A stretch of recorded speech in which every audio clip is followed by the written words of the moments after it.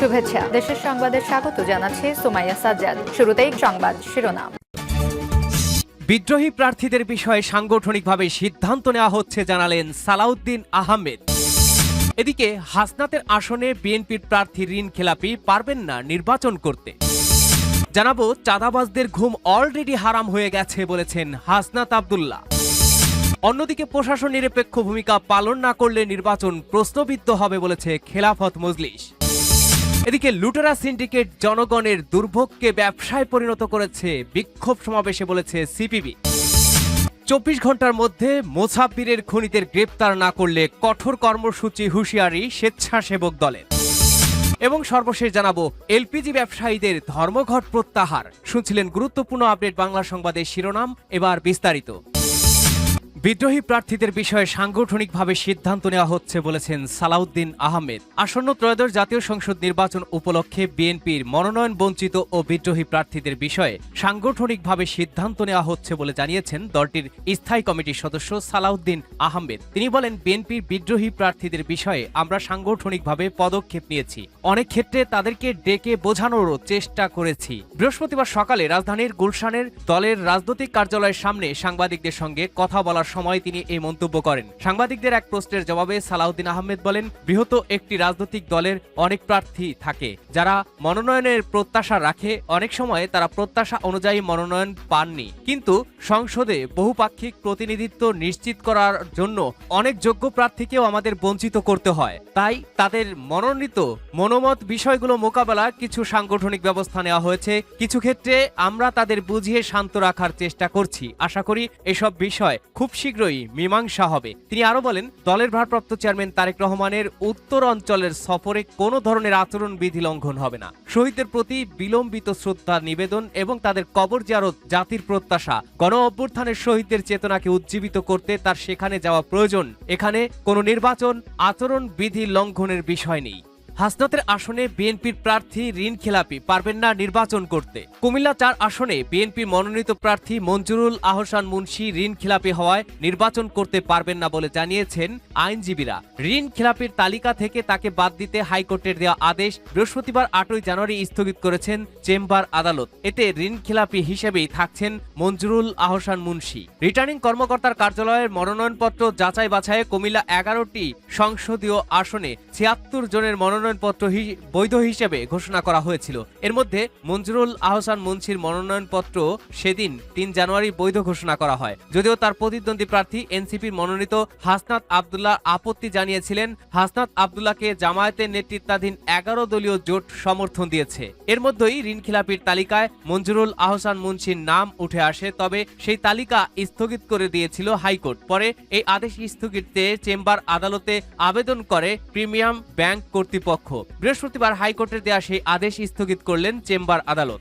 চাঁদাবাজদের ঘুম অলরেডি হারাম হয়ে গেছে বলেছেন হাসনাত আব্দুল্লাহ। এনসিপির দক্ষিণ অঞ্চলের মুখ্য সংগঠক এবং কুমিল্লা 4 দেবিদ্বার আসনে জামায়াত নেতৃত্বাধীন জোটের প্রার্থী হাসনাত আব্দুল্লাহ বলেছেন, চাঁদাবাজিদের গদি নড়বড়ে হয়ে তাদের ঘুম হারাম হয়ে যাচ্ছে।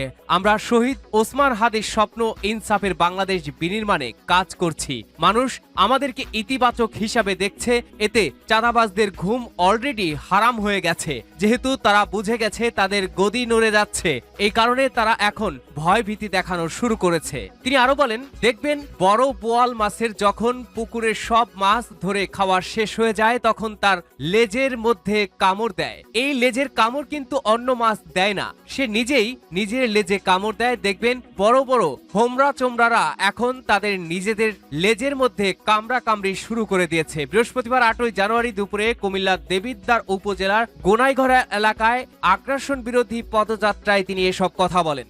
প্রশাসন নিরপেক্ষ ভূমিকা পালন না করলে নির্বাচন প্রশ্নবিদ্ধ হবে বলেছে খেলাফত মজলিস। প্রশাসন নিরপেক্ষ ভূমিকা পালন না করলে এবারের জাতীয় নির্বাচনও প্রশ্নবিদ্ধ হবে বলে মন্তব্য করেছে খেলাফত মজলিস। বৃহস্পতিবার 8 জানুয়ারি খেলাফত মজলিসের কেন্দ্রীয় নির্বাহী সভায় সংগঠনের নেতারা এসব কথা বলেন। এরপর সংগঠনটির পক্ষ থেকে পাঠানো এক সংবাদ বিবৃতিতে এই তথ্য জানানো হয়। খেলাফত মজলিসের কেন্দ্রীয় নির্বাহী সভায় নেতারা গভীর উদ্বেগের সঙ্গে বলেন, রাজধানীতে একজন রাজনৈতিক নেতাকে হত্যা করে খুনিরা প্রকাশ্য পালিয়ে গেলেও এখনো তাদেরকে গ্রেপ্তার করা যায়নি। শহীদ ওসমান হাদির হত্যাকারী ও মূল পরিকল্পনাকারীকে গ্রেপ্তার করতে পারেনি সরকার। আইনশৃঙ্খলা বাহিনীর নিষ্ক্রিয়তা ও অপরাধীদের উপরে গোয়েন্দা নজরদারির অভাবে সন্ত্রাসীরা বেপরোয়া হয়ে উঠেছে।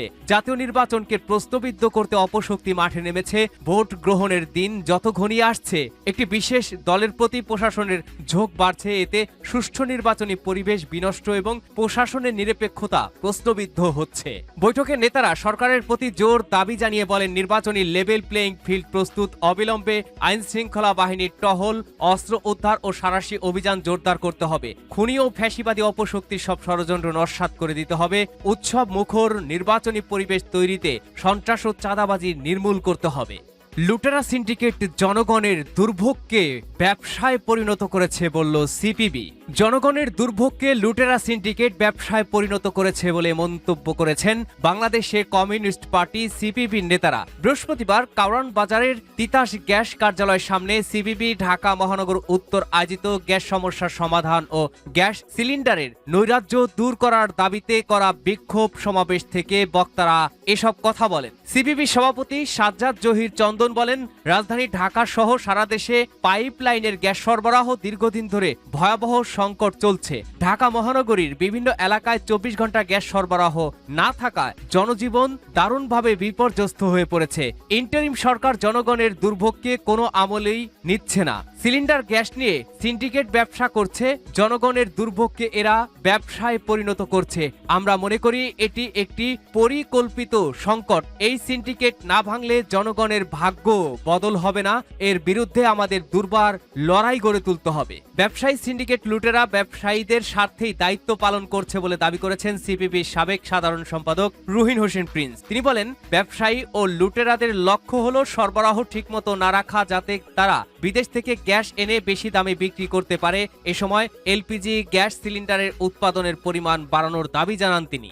24 ঘন্টার মধ্যে মোছাব্বিরের খুনিদের গ্রেপ্তার না করলে কঠোর কর্মসূচি হুঁশিয়ারি স্বেচ্ছাসেবক দলের। আগামী 24 ঘন্টার মধ্যে স্বেচ্ছাসেবক দলের নেতা আজিজুর রহমান মোছাব্বিরের হত্যাকারীদের গ্রেপ্তার করা না হলে কঠোর কর্মসূচির হুঁশিয়ারি দিয়েছে জাতীয়তাবাদী স্বেচ্ছাসেবক দল। বৃহস্পতিবার 8 জানুয়ারি দুপুরে নয়াপল্টনে বিএনপির কেন্দ্রীয় কার্যালয়ের সামনে মোছাব্বিরের নামাজে জানাজার আগে স্বেচ্ছাসেবক দলের জ্যেষ্ঠ সহসভাপতি ইয়াসিন আলী ও সহসভাপতি ফখরুল ইসলাম রবিন কর্মসূচি ঘোষণা করেন। রবিন বলেন, মুসাব্বিরের হত্যাকারী দুষ্কৃতকারীদের আগামী 24 ঘন্টার মধ্যে গ্রেপ্তারের দাবি জানাচ্ছি।